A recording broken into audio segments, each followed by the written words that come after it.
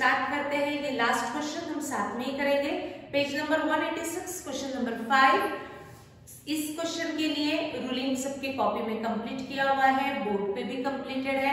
हम स्टार्ट करते हैं पोस्टिंग। फर्स्ट स्टेप आप सब कर सकते हो, transfer balances of capital and cash account in their respective account. जल्दी से पोस्ट करते हैं। शाह, लोढ़ा एंड डोले 3 पार्टनर्स है, तीनों के पार्टनर्स के कैपिटल 45,000, 35,000 एंड 27,000 ट्रांसफर करेंगे पार्टनर्स कैपिटल अकाउंट में। लायबिलिटी है इसलिए on the credit side by balance brought down 45,000, 35,000 and 27,000। Cash balance cash account में ट्रांसफर कर लेते हैं 9,000 on the debit side to balance brought down. Balances 9,000. Then check whether any accumulated profits or losses are given in question or not. Accumulated profit and losses means general reserve, reserve fund, P&L, ये कोई भी नाम से आपको दिया जा सकता है। मैं पहले लायबिलिटी चेक करती हूँ, रिजर्व P&L कुछ भी नहीं है। असेट में चेक करती हूँ, कहीं भी P&L दिया हुआ नहीं है, यानी एक्यूमुलेटेड प्रॉफिट लॉसेस क्वेश्चन में नहीं है। तो हम डायरेक्टली बढ़ते हैं next step, that is revaluation of assets and liabilities. तो सबसे पहला हम एडजस्टमेंट पढ़ेंगे। On 1 April 19, Mr. Lodha retired from the firm on the following terms. Goodwill is to be valued at an average profit and losses for the last 5 years, which were as follows. फिर profit losses दिए हुए हैं। अब आपको दिया है second point, computer to be depreciated, furniture to be revalued, vehicles appreciated, RDD longer necessary, Shah and Dole will share future profits और losses in the ratio of 2:1, यानी कंटिन्यूइंग पार्टनर का न्यू रेशियो दिया हुआ है। Then it was decided that goodwill should not appear in the books of the new firm and amount payable to Lodha is transferred to his loan account. अब goodwill हमें through revaluation करना है या इसकी कोई जर्नल एंट्री पास करनी है, ये सबसे पहले डिसीजन लिया जाएगा। हम गुडविल को रिवैल्यूएशन के थ्रू तभी रिकॉर्ड करेंगे जब गुडविल आपको ओल्ड बैलेंस शीट में दिया जाएगा। तो मैं चेक करती हूँ ओल्ड बैलेंस शीट में कहीं गुडविल नाम की एसेट दी हुई है क्या? कहीं भी नहीं दी है, यानी गुडविल को मैं थ्रू रिवैल्यूएशन शो नहीं करूंगी। जब गुडविल बैलेंस शीट में नहीं है तो मुझे गुडविल के लिए सेपरेटली एंट्री रिकॉर्ड करके शो करना पड़ेगा। तो मुझे गुडविल को रिवैल्यूएशन के थ्रू इस क्वेश्चन में करना नहीं है। प्रीवियस 2 क्वेश्चंस जो हमने किए उसमें गुडविल बैलेंस शीट में दिया था, तो हमने उस गुडविल को अदर एसेट्स जैसे ट्रीट किया था और उसको थ्रू रिवैल्यूएशन शो किया था। बट इस क्वेश्चन में गुडविल बैलेंस शीट में दिया हुआ नहीं है, तो मैं इसको सेपरेटली रिकॉर्ड करूंगी by passing separate entry for goodwill. Done. तो अब हम रिवैल्यूएशन स्टार्ट करते हैं। गुडविल हम सबसे लास्ट में करेंगे क्योंकि इसको मुझे जर्नल के थ्रू शो करना है। Second point, computer to be depreciated by 10%। Value of computer is to be depreciated by 10%, यानी कंप्यूटर की वैल्यू डेप्रिशिएट हुई यानी कम हुई। तो चेक करो ओल्ड वैल्यू ऑफ कंप्यूटर 43,000, 10% का डेप्रिसिएशन है, दैट मींस रिडक्शन इज 4,300। 4,300 से वैल्यू कम हो रही यानी 4,300 हमारे लिए लॉस है। वो लॉस P&L एडजस्टमेंट के डेबिट में लिखेंगे to computers account 4,300। Revised figure of computer post करेंगे on the asset side, computers 43,000 less depreciation दिया है तो मैं डेप्रिसिएशन भी लिख सकती हूँ, आप डिक्रीज भी लिख सकते हैं। ठीक, 4,300, that means revised figure of computer is 38,700। Done. आगे बढ़ते हैं। Next adjustment, furniture to be revalued at 27,500। Furniture की रिवाइज्ड फिगर दी है 27,500, तो हम चेक करते हैं ओल्ड वैल्यू के साथ। Old value of furniture was given in balance sheet at 25,000। 25,000 का फर्नीचर 27,500 आ चुका है, यानी फर्नीचर पे इंक्रीज है। फर्नीचर की वैल्यू, असेट की वैल्यू इंक्रीज हो रही है, हमारे लिए प्रॉफिट। प्रॉफिट शो करेंगे P&L एडजस्टमेंट के क्रेडिट में bye furniture account 2500, revised figure of furniture on the asset side, furniture old value 25,000 increased by 2,500, that means revised figure of furniture is 27,500. Now fourth adjustment, vehicles appreciated by 20%, vehicle की value 20% से appreciate हुई यानी बढ़ गई। देखते हैं vehicles दिया हुआ है 45,000 का वैल्यू 20% से इंक्रीज हुआ, appreciate यानी इंक्रीज हुआ यानी 20% का प्रॉफिट हुआ। 45,000 का 25% अगर मैं कैलकुलेट करती हूँ तो आएगा 9,000 इज अवर प्रॉफिट। लिखेंगे P&L एडजस्टमेंट के क्रेडिट में by vehicles 9,000, revised figure of vehicle on the asset side 45,000, appreciation 9,000 यानी 54,000 is revised figure of vehicle. Then next, RDD was no longer necessary, जो RDD है अब आपको उसको मेंटेन करने की जरूरत नहीं है, यानी अगर आपने ओल्ड RDD भी क्रिएट किया होगा तो वो नो लॉन्गर नेसेसरी, उसको हटा दो बुक्स ऑफ अकाउंट में से, यानी मुझे RDD को कैंसिल करना है, जीरो करना है। तो 1000 RDD ओल्ड बैलेंस शीट में दिया हुआ है, इसको मुझे जीरो करना है, यानी मुझे RDD से 1000 अमाउंट कम करनी पड़ेगी। जो RDD लॉस था वो अब लॉस जीरो होने वाला है, जो लॉस 1000 था वो जीरो होने वाला है, यानी मेरा लॉस कम होगा। जब लॉस कम हो रहा है यानी हमारे लिए प्रॉफिट, कितना प्रॉफिट रहेगा, पूरा का पूरा लॉस हटा देना है, पूरा का पूरा हमारा प्रॉफिट रहेगा 1000। That means your new RDD आपको मेंटेन करनी है at zero. That means debtors, revised debtors show करेंगे, ऐसा हमने बहुत बार किया है। डेटर्स ओल्ड थे 10,000 लेस न्यू RDD अब जीरो है, यानी आउटर कॉलम में 10,000 जीरो भी लिख सकते हो या डायरेक्टली आप 10,000 आउटर कॉलम में भी शो कर सकते हो। उसके बाद next is Shah and Dole will share the future profits and losses in the ratio 2:1, इसको हम बाद में यूज करेंगे। It was decided that goodwill should not appear in the books of accounts, ये गुडविल जब करेंगे तब देखेंगे। Lodha's is to be transfer to his loan account, उसका बैलेंस लोन अकाउंट में ट्रांसफर करो, ऐसा क्वेश्चन में दिया हुआ है, तो ये भी हम लास्ट में रिकॉर्ड करते हैं। नाउ चेक बैलेंस शीट, जो भी नॉन रिवैल्यूड असेट्स लायबिलिटीज होंगे उसे हमें एज इट इज ट्रांसफर करना पड़ेगा। लायबिलिटी में क्रेडिटर्स, बिल्स पेबल, कोई रिवैल्यूएशन नहीं है, एज इट इज ट्रांसफर करते हैं। लायबिलिटी में sundry creditors 20,000, sundry creditors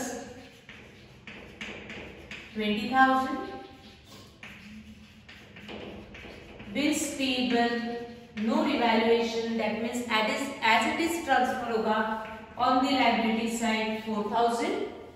capital accounts transfer हो चुके हैं, चेक करते हैं। असेट कैश ट्रांसफर हो चुका है, डेटर्स रिवाइज्ड हो चुके हैं, फर्नीचर, कंप्यूटर, व्हीकल सब पे रिवैल्यूएशन दिया हुआ था। Now calculate the balance of P&L adjustment account and transfer it to all partners capital account in their profit sharing ratio which is 4:3:3। Calculate करते हैं प्रॉफिट और loss on revaluation. Credit is more, देखने से ही पता चल रहा है कि क्रेडिट ज्यादा है 12,500 माइनस 4,300, अगर मैं बैलेंस कैलकुलेट करती हूँ तो 8,200 इज प्रॉफिट। अब इस 8,200 को हमें 4:3:3 में डिवाइड करना पड़ेगा। कैलकुलेट करते हैं 8,200 into 4/10, 3/10 and 3/10। पहले 10 से डिवाइड कर दो, अगर हम 10 से डिवाइड करते हैं तो ये आएगा 2460, 2460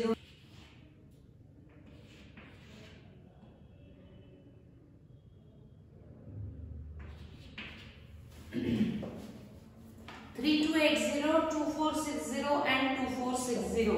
First partner share 3280, second partner share is 2460, third partner share is 2460. First share रहेगा Shah's Capital. Yes, first partner is Shah, Lodha and Dhole. Lodha's capital and to Dhole's capital.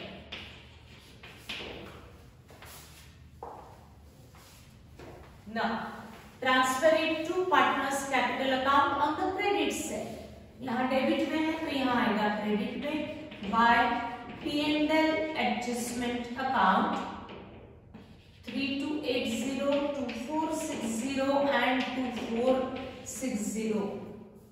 ठीक, अब रिवैल्यूएशन होने के बाद रिटायर होगा partner, तो में से कौन पार्टनर रिटायर हो रहा है? Lodha, that means second partner retire हो रहा है। तो जो पार्टनर रिटायर हो रहा है उसका गुडविल का शेयर वापस करो और उसका लास्ट में कैपिटल वापस करो। तो कितना गुडविल रहेगा eight the time of retirement? आपको क्वेश्चन में गुडविल का अमाउंट नहीं दिया है, वो आपसे एक्सपेक्ट कर रहे हैं कि गुडविल वैल्यू भी करो और फिर उसकी एंट्री भी पास करो। तो गुडविल को वैल्यू करना है।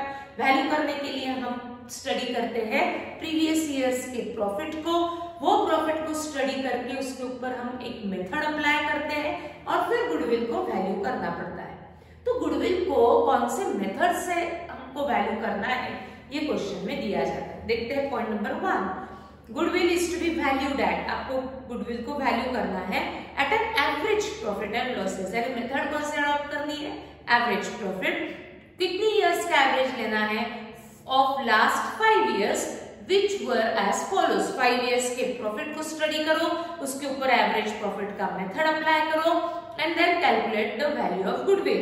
तो लिखते हैं वर्किंग नोट, बैलेंस शीट के नीचे प्रिपेयर करेंगे working note and first working note रहेगा सबसे पहले वैल्यूएशन ऑफ गुडविल, क्योंकि इस क्वेश्चन में हमें पहले गुडविल को वैल्यू करके दिखाना है, फिर गुडविल की एंट्री रिकॉर्ड करनी है। वैल्यूएशन ऑफ गुडविल हम इस क्वेश्चन में कैलकुलेट करेंगे with the help of average profit method. तो एवरेज प्रॉफिट मेथड में फर्स्ट स्टेप कंपल्सरी रहेगा फॉर कैलकुलेटिंग एवरेज प्रॉफिट। हमको एवरेज प्रॉफिट कैलकुलेट करना पड़ेगा। तो एवरेज प्रॉफिट कितनी इयर्स का है? 5 इयर्स का। तो मेरा फॉर्मूला बनेगा टोटल प्रॉफिट, जितने भी 5 इयर्स के प्रॉफिट्स दिए अपॉन नंबर ऑफ इयर्स, तो मिलेगा मुझे एवरेज प्रॉफिट। तो 5 इयर्स के प्रॉफिट देखो आपको दिए 35, 20, 30, 20, 25। लिखते हैं 35,000। देन आपको दिया है 20,000,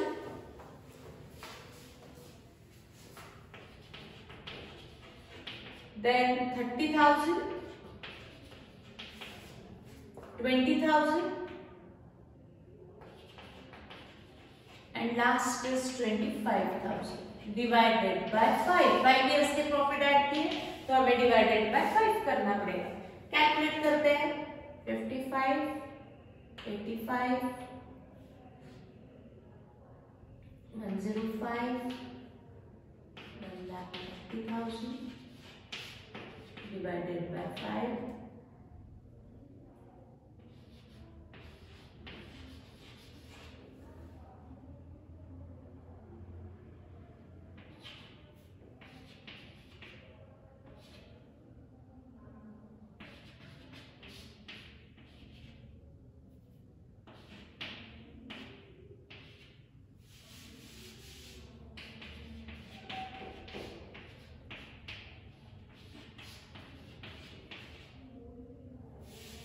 $26,000 is the average profit।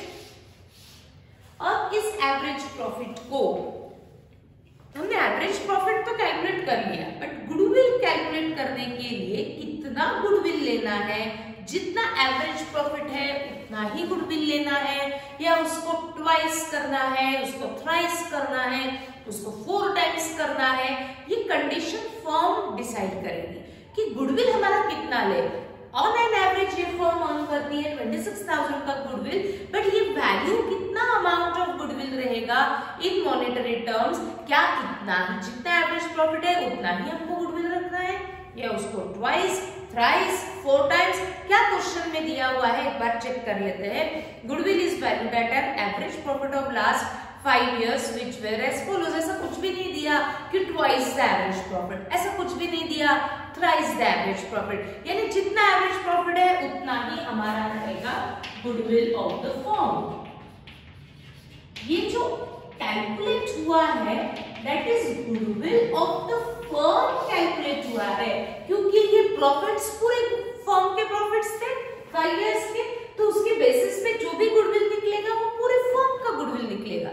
But आपको गुडविल को रिटायरिंग पार्टनर को तो देना है, तो हम 2 अमाउंट से गुडविल को पेएबल शो कर सकते हैं, या तो गुडविल ऑफ द फर्म से पेएबल दिखाओ या सिर्फ रिटायरिंग पार्टनर को पेएबल दिखाओ। हमें क्या करना है ये क्वेश्चन में दिया जाता है।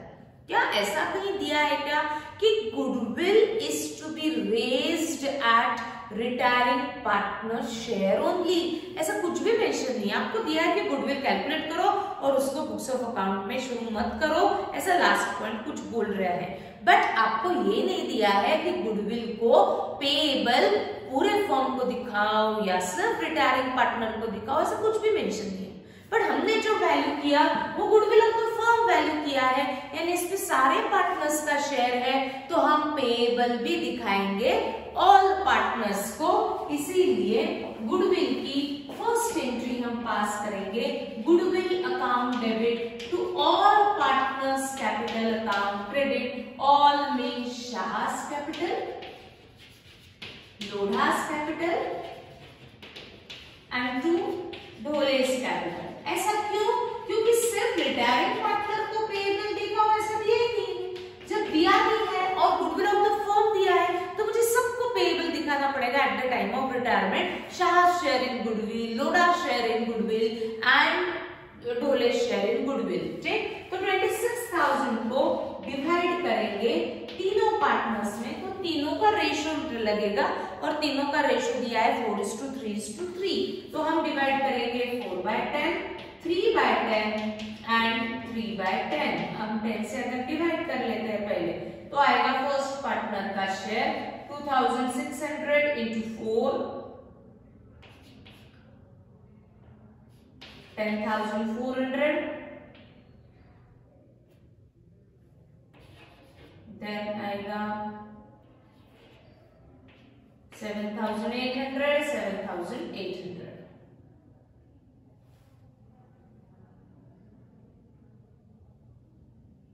यस ना, ये गुडविल पेएबल हमने दिखाया ऑल पार्टनर्स को। क्यों? क्योंकि गुडविल ऑफ द फर्म हमने कैलकुलेट किया, फर्म के गुडविल में सारे पार्टनर्स का शेयर रहेगा तो हमने सारे पार्टनर्स को पेएबल दिखाया। सिर्फ लोढ़ा को पेएबल दिखाओ ऐसा कहीं भी मेंशन नहीं है। अब देखो लास्ट पॉइंट क्या दिया है, it was decided that goodwill should not appear in the books of account of new firm. New firm के बुक्स ऑफ अकाउंट्स में गुडविल दिखना नहीं चाहिए। गुडविल दिखना नहीं चाहिए ना, गुडविल अकाउंट दिखना नहीं चाहिए। तो जो गुडविल अकाउंट मैंने ओपन किया उसको मुझे क्लोज करना पड़ेगा।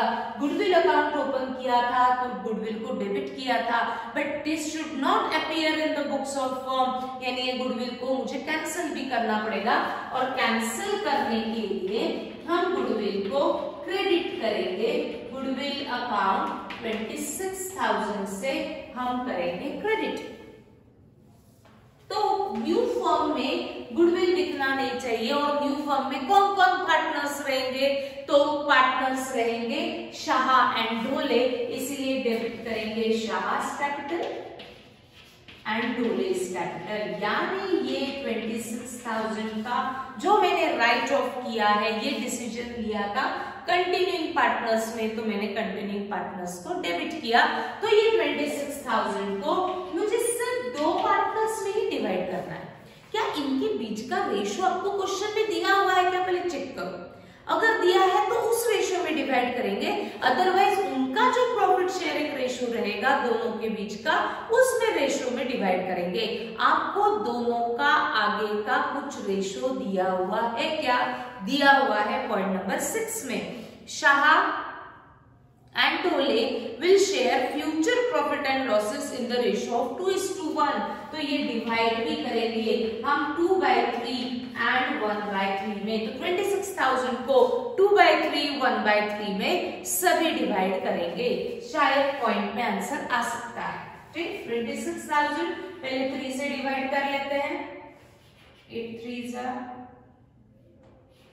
8 6 6 7 866.666 आएगा, तो हम लेंगे 8667 इंटू 2, तो इसका शेयर मिल जाएगा आपको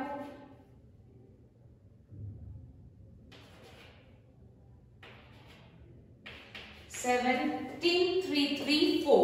तो हमें ये डिवाइड करना पड़ेगा 4 ना करते हुए, दोनों का टोटल आना चाहिए सेम, दोनों को ऐड करके 26,000 टोटल आना चाहिए, तो हमको उसको 1 रुपए से कम अमाउंट देना पड़ेगा, दैट इज 17,333। तो शाहज शेयर राइट ऑफ होगा गुडविल में 17,333 एंड 8667। हमने क्या किया, गुडविल को तो क्वेश्चन में दिया हुआ नहीं था, तो मुझे वैल्यू करना पड़ा। वैल्यू करने के लिए मेथड अडॉप्ट की थी एवरेज प्रॉफिट, तो हमने पहले एवरेज प्रॉफिट कैलकुलेट किया हुआ है 26, but goodwill of the firm कितना, जितना एवरेज प्रॉफिट है उतना ही रखना है कि उसको बढ़ाना है, ऐसा कुछ भी मेंशन नहीं है। तो जितना एवरेज प्रॉफिट है उतना ही हमारा आया गुडविल। तो हमें इस गुडविल को रिकॉर्ड करना पड़ेगा थ्रू जर्नल एंट्री। तो मुझे रिटायरमेंट में गुडविल देना पड़ेगा, तो मुझे पेएबल दिखाना है। हम पेएबल सारे पार्टनर्स को भी शो कर सकते हैं या सिर्फ रिटायरिंग पार्टनर को भी पेएबल शो कर सकते हैं, बट आपको ऐसा कहीं कुछ भी मेंशन किया हुआ नहीं है कि सिर्फ रिटायरिंग पार्टनर को पेएबल दिखाओ। तो हमने सारे पार्टनर्स को पेएबल दिखाया क्योंकि ये गुडविल ऑफ द फर्म है, इसमें सारे पार्टनर्स का शेयर रहेगा। तो एंट्री पास की goodwill to all partners, but उसके बाद कंडीशन दी है जो गुडविल आप अपीयर कर रहे हो बुक्स ऑफ अकाउंट में, it should not appear in the books of new firm. New firm में इसको बुक्स ऑफ अकाउंट में से हटा देना है, तो मुझे इस गुडविल को कैंसिल करना पड़ा इमीडिएट, तो मैंने क्रेडिट किया। क्रेडिट करेंगे, न्यू फर्म में पार्टनर्स रहेंगे 2, तो दोनों को डेबिट किया। तो इन दोनों को कौन से रेशियो में डिवाइड करना, तो उनके बीच का न्यू रेशियो दिया हुआ है, तो उसमें हमने डिवाइड किया। ठीक, तो इसको पोस्ट करते हैं गुडविल टू ऑल पार्टनर्स। तो ऑल पार्टनर्स के क्रेडिट में by goodwill account 10,400, 7,800 and 7,800। Then Shah Dole to goodwill, तो शाह एंड डोले के डेबिट में to goodwill account, Shah first partner है 17,333 एंड डोले थर्ड पार्टनर है 8667। ठीक, अब हमने गुडविल का शेयर डिस्ट्रीब्यूट कर दिया है, अब जाएगा परमानेंटली बाहर लोढ़ा, वो रिटायर हो रहा है। तो सबसे पहले क्लोज करो Lodha's capital account and find out the balance. Second number का पार्टनर है लोढ़ा, तो सेकंड का क्रेडिट ज्यादा है, तो सेकंड का क्रेडिट माइनस सेकंड का डेबिट अगर हम करते हैं तो ये आएगा 45,260 माइनस 0, बैलेंस इज 45,260। ये बैलेंस लोढ़ा को रिटायरमेंट के समय फर्म को पेएबल है, बट फर्म क्या इसको पूरा पे कर रही, पार्ट पेमेंट कर रही, या पूरा हम लोन में ट्रांसफर कर रहे? आपको लास्ट पॉइंट में दिया है amount payable to Lodha is to be transferred to his loan account, that means this balance is transferred to Lodha's loan account. नया अकाउंट आ गया लोन, दैट मींस ये अकाउंट शोज बैलेंस क्योंकि एक ही बार वो आया है, तो इसको बैलेंस दिखेगा तो इसको बैलेंस शीट में लेकर के जाना पड़ेगा। ये लोन है जो पेएबल है लोढ़ा को, इसीलिए लिखेंगे लायबिलिटी में लोढ़ा's loan 45,260। Now close remaining partners capital account and transfer their balance in balance sheet. Remaining partners as a capital continue रहने वाले हैं, तो उनके कैपिटल्स हम बैलेंस शीट में एज कैपिटल शो कर सकते हैं, लोन हम शो नहीं कर सकते क्योंकि वो पार्टनर्स कंटिन्यू रहने वाले हैं। तो फर्स्ट पार्टनर है शाह, तो शाह का अकाउंट हम क्लोज करते हैं सबसे पहले।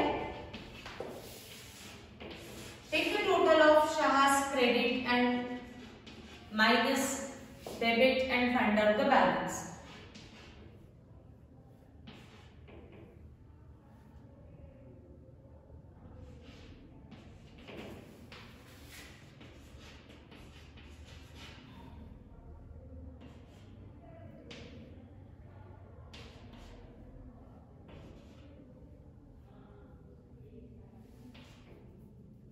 $41,347 एज अ कैपिटल शो होगा तो हम उसके सामने बैलेंस कैरी डाउन लिख सकते हैं.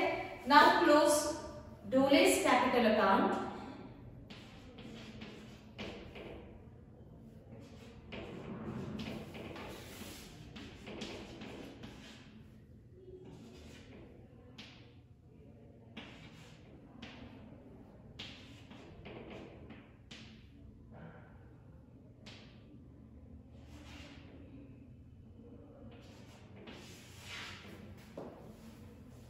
डोलेस capital account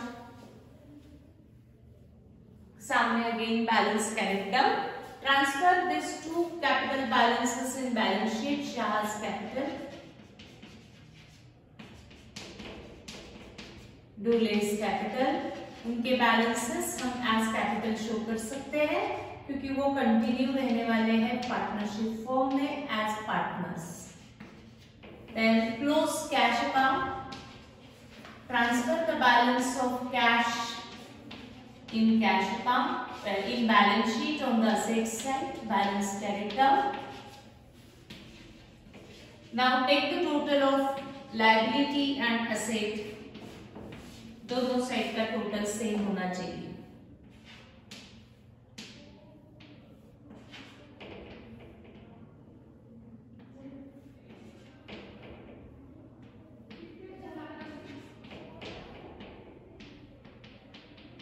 $1,39,200 is the total of balance sheet.